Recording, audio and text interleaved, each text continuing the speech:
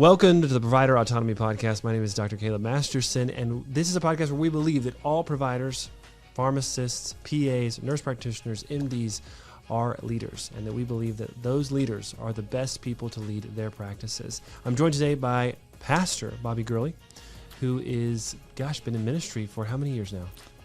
17. 17 years. He has graciously agreed to sit down and talk with us on what it really means to lead small groups of people, and to lead with emotional intelligence. We actually just got done listening to a great talk about emotional intelligence from you. And one of the real big hurdles for providers in general in starting a business is not only the business side of medicine, but also leading teams of people. Unfortunately, in medical education today, there is no real solid leadership education. There's a ton of medical curriculum, mastering diagnoses, understanding what drugs to use, et cetera, how to stay out of legal trouble. But when it comes to not just healing people, but leading people, we don't have a lot of experience. So, Bobby, if you wouldn't mind telling us your story, and then I'd love to see where this conversation goes about, your experience in leadership with the different organizations that you've been a part of, leading volunteers, leading employed people, and kind of just what insights you have for people that are interested in taking those steps into getting into business leadership. No, that's good. Grew up lower middle class and didn't have everything was blue collar, didn't have anything, went to the Air Force, got out of the Air Force, ended up getting in ministry just randomly. My pastor just called me to the side and kind of asked me to help, and I started helping. And I felt really inept, didn't have any training at all, and the first year read about 100 and something books. Wow. Like I just needed as much information as I could, John Maxwell, Max Dupree, kind of all the old school stuff, and quickly learned that people are people, no matter if they're in a church, they're in the Air Force, they're in high school, they're in a medical practice, and leadership is all about helping people move forward. So that's good. Yeah, what you just said there, I remember when I got out of residency and said to myself, I'm gonna try this private practice thing.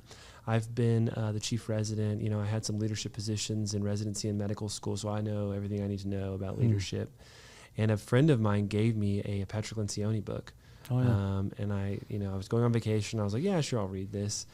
About after the first chapter, I remember closing the book and saying to my wife, I don't know anything about leadership. And how true that is. When I first started in practice, it was really clear to me that what I thought I was communicating well, or what I thought I was asking people to do, was very straightforward and very easy. But the results I was getting out of those communications or those practices or leadership directives wasn't getting me anywhere. What are some stories or some experiences that you've had kind of from the early days of ministry or early days of leadership where you learned the most from leading people? Yeah, I think just hitting on what you just said, I think Max Dupree says leadership is an art.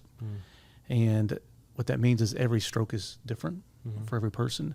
And it's not what you say. This is something I learned early on. It's not what you say, it's what they hear. Right. So whether that's social media, doesn't matter what you say, it's what they hear. Right. Preaching, it's not what you say, it's what they hear. And so that's been a principle of mine forever. And so I think one of the things I learned I first started, our pastor took a huge risk on me just being there. There's people more qualified, people older. I was only 23, 24 years old. And I had to do the announcements the first week. And I failed miserably. Yeah. I mean, I was in speech class till I was in third grade. So sure. I'm not a speaker and I fumbled my words, I stuttered, and everybody just laughed at me. And it's bad when church people laugh at you. Yeah. And so we had 3 services, so I thought the second service can't be any worse. Right. It was worse. Third service is worse. And so that's when I realized this is a skill you have to develop. Yeah. And no leader is a natural leader. I don't care what they tell you. And so I would get, regardless if I was doing the announcements or not, I'd get the bulletin, I'd make my notes, and I'd get my wife, and our kids were all young at the time, 4 young kids. I'd put them on the front row and I'd practice. That's good. I'd do the announcements to them.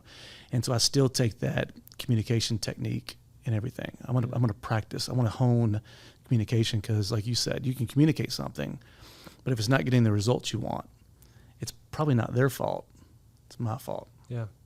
And that's what makes communication so difficult and stressful. Yeah. When you just said something really insightful there. when your team doesn't really kind of perform the way you want them to, it's not their fault, it's your fault. That lesson in leadership is one of the, unfortunately, the last, I feel like, to be learned oftentimes. What's some advice or ways that you can kind of overcome that obstacle early on? I can't remember who said it, but they said to be unclear is to be unfair. And so for my team, I want to be so clear that if there's any failure, it's not my failure. Yeah. And that's hard because, talking about emotional intelligence, some people like a lot of clarity, direct communication, some people don't. And so what we work on, and it's harder once you get to a stage where you're leading through somebody else. Yeah. So with having a business manager or an executive pastor in my role, I have to communicate through her to everybody else. And so that clarity has to be so clear in me, because it's every layer decreases the level of clarity. Yeah. And so I have to take time for myself to get extra clear. Yeah. And so now I spend more time tweaking language, tweaking how we say things, tweaking the mission statement, and like everything has a mission statement. Every initiative has a very precise mission statement. Yeah. Because that clarity is what's important on the other end. Yeah. How, speaking of that, in the form of leadership and kind of overall missional goals, how has using your mission statement or even your values changed your leadership effectiveness? It focuses it a lot. Yeah. I mean, in church world, especially probably in medical field as well, it's really easy to be ambiguous. Like, we're going to do church, or we're going to do it well, or we're going to take care of people and take care of them well. But the more you can tweak that and get it more focused, the more your people can run with it and be successful, and know exactly what they're supposed to be doing. Yeah, I can't tell you how much I agree with that. When I first started our mission statement, and I'm going to get this wrong because it's so immemorable, was to provide comprehensive otolaryngology to the whole family with the most advanced technology, with the easiest care and the best access, the lowest prices. Just the most like vanilla, mundane. And when we actually changed it to we're going after sinus and allergy here, it kind of empowered the team to know this is what the mission is. This is what we're trying to do. Because I can't remember who said this, but you can have a mediocre impact in a bunch of different areas, or you can have a significant impact that's good. in one or two areas. And I'd rather be that. I'd rather make more of an impact in a single lane, and that's really hard for a lot of medical professionals. Well, but also creates innovation, because the more singular something is, the more we can innovate around that. Right. But the more ambiguous it is, you can't innovate and get creative as well. So and that's the power of language. I think language is super powerful. To create, to sustain, to project, to innovate. And that's what I probably didn't understand when I was younger that I understand now. Yeah. Yeah, how important it is to spend time with what you're saying, or what you're communicating. Because oftentimes what comes out of our mouths is not what's in our head, especially if we haven't been intentional with the language. I totally agree with that. Yeah, and I had a older guy, he was a retired pastor. He was over a whole denomination, and he was just attending our church. I was like, man, I just need you to come sit in my office. And he said, what do you mean? I said, just ask me questions. And he spent a year just asking me, why do you do that? Why is that important to you? Yeah. Why did that make you upset? Why is that? And all those questions really helped me narrow down what I wanted and what to focus on. And so that's the thing. If you have somebody, whether a spouse or someone on your team, that can just ask. Yeah. Just why? Why do you do that? Do you know what Six Sigma is? Yes. It's a Japanese manufacturing principle, and they have something called the 5 whys. And so whenever there's a problem, and I've tried to implement this a couple times professionally, I can't make it not come off condescending like a 2-year-old, because my daughter asks me why. But it's so, when you, as an example, if I have a problem in, let's say treating a patient with a certain medication, and the staff says to me, hey, we weren't able to give this person an allergy shot. Why? Well, we didn't have the shot mixed. Why? Well, we ran out of the serum. Why? Well, we didn't have it in the order sheet. Why? Because the person that was supposed to put it in the order sheet didn't put it in the order sheet. Oh, there's the problem. Not that we didn't give the shot. But going back to your original point, the way you say that matters. Yeah, no, that's good.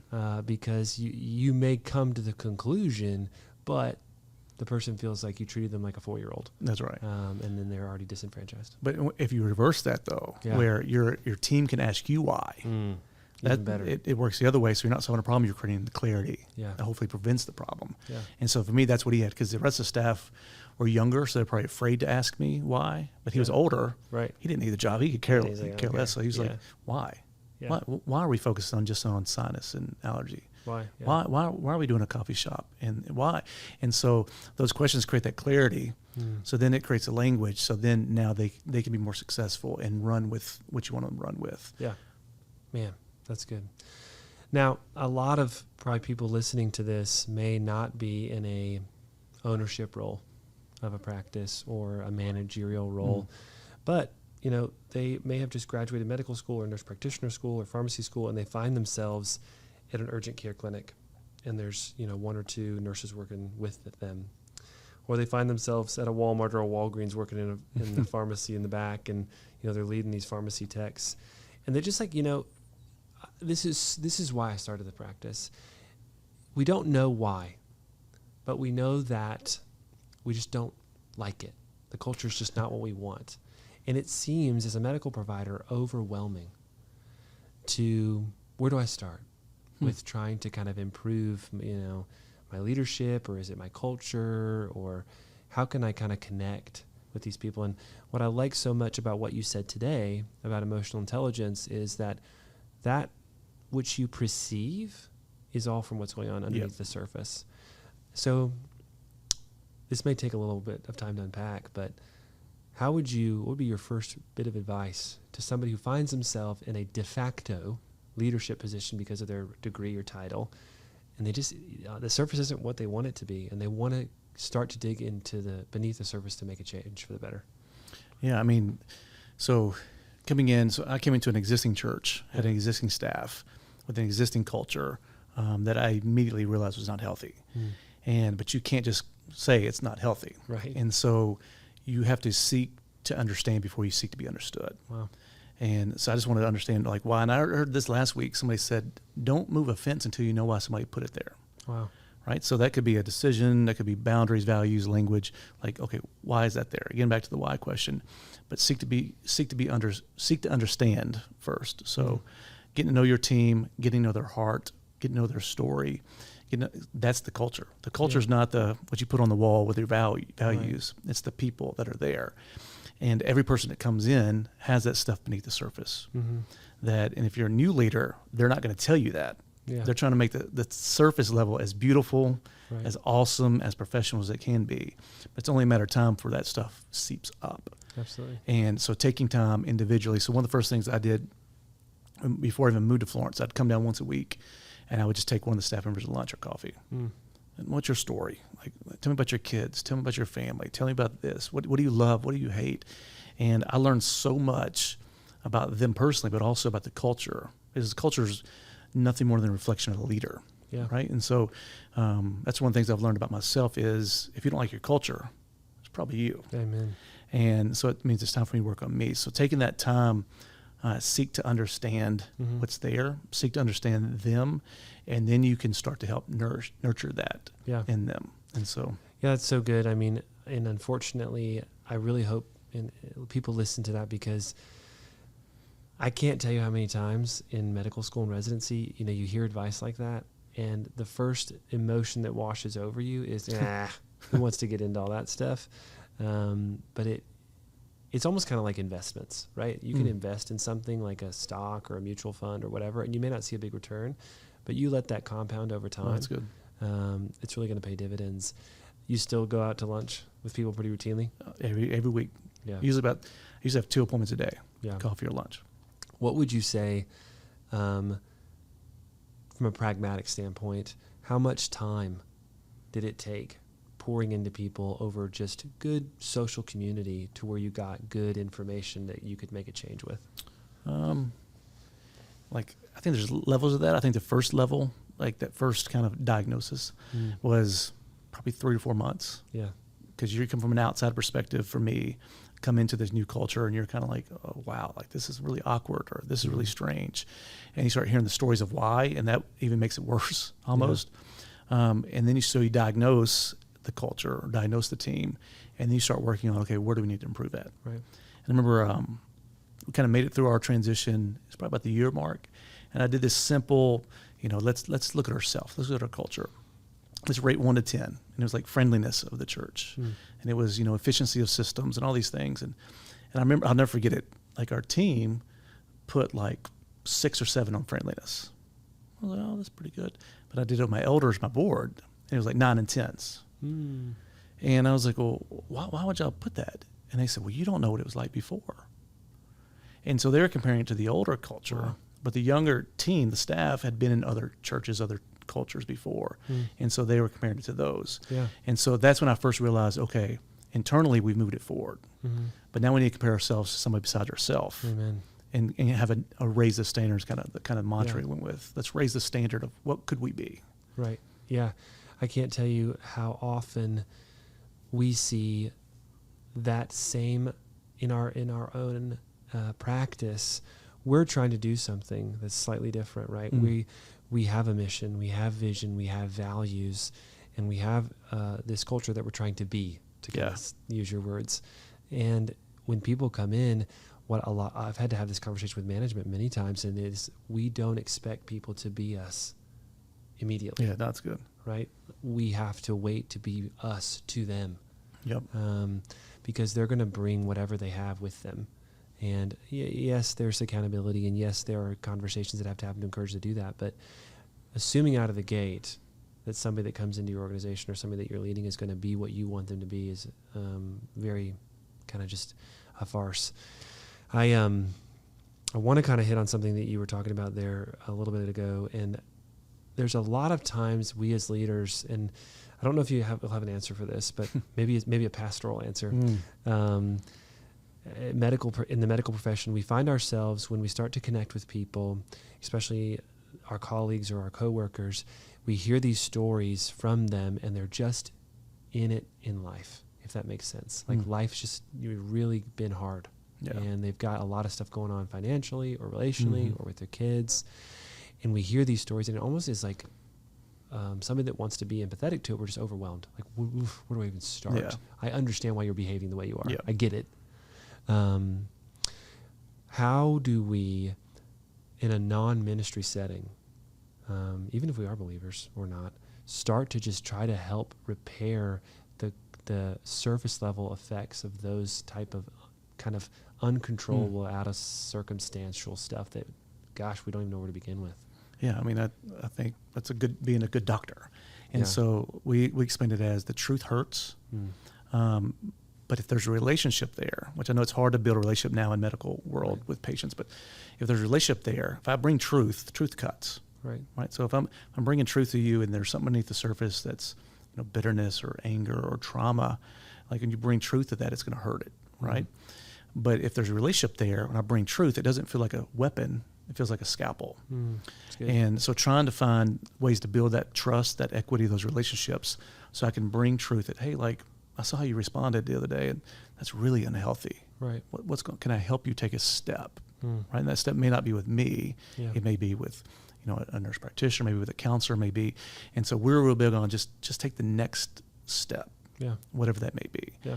And I think in a medical field, that may be pushing them to somebody else. Yeah. Right. And so connecting the dots for them, because it's one thing to come in for allergies, but they need counseling. Yeah. It's another thing they come in for allergies and it's cancer. And so using progressive steps to help people. Most people can take a step, but what they're afraid of is going from point A to Z. Yeah. In emotions and trauma and fear and everything else. Yeah, especially when it's not clear of how to get there. It can be overwhelming. That's really good. Well, any other kind of words of encouragement? Because one thing that we see is there's just not an emphasis in people in the healthcare community, as much as there is in other industries, to develop as leaders or to pursue improved leadership or to be a good leader for their teams.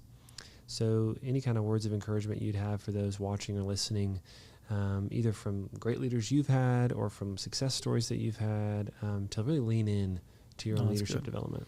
Yeah, I think there's a book, Roger Ailes, who helped start Fox News, wrote years ago. I found it at a used bookstore, It's called You Are the Message.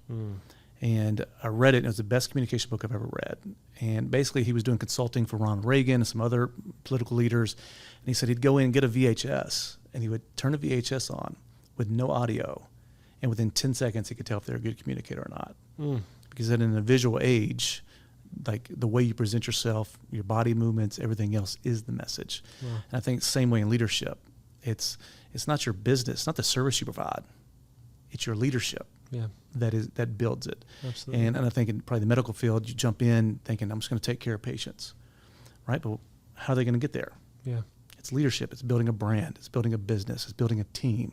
Because the more it grows and it scales, the less you're with the patients and you're trusting somebody else to take care of them. That's right. And so understanding that culture is a reflection of you. The practice is a reflection of your leadership, and learning how to grow yourself. Yeah. And I think that's what's great about your podcast is you're trying to help people learn, hey, you can be the best doctor in the world. But if your team's falling apart, you're not taking care of patients. Hey, you can be a great doctor and do great surgery, but if your finances are falling apart because you can't manage the books, they're going to be shut down. Yeah. And so the leadership side, to me, is the side. Yeah. Right? So it's one thing to be a great preacher, but if you can't lead, they're not going to be taken care of, and no one's going to be there to listen anyway. Amen. Yep. Yeah, absolutely. You can be, I heard somebody say one time, you could be the slowest, not busiest Harvard-trained professional if you don't take time to improve your leadership skills. So, That's good. Well, thanks so much for joining us. Really appreciate it. And that's it for us here on the Provider Autonomy Podcast. We believe that all providers are leaders, and that those leaders are the best leaders for their patients. We'll see you next time.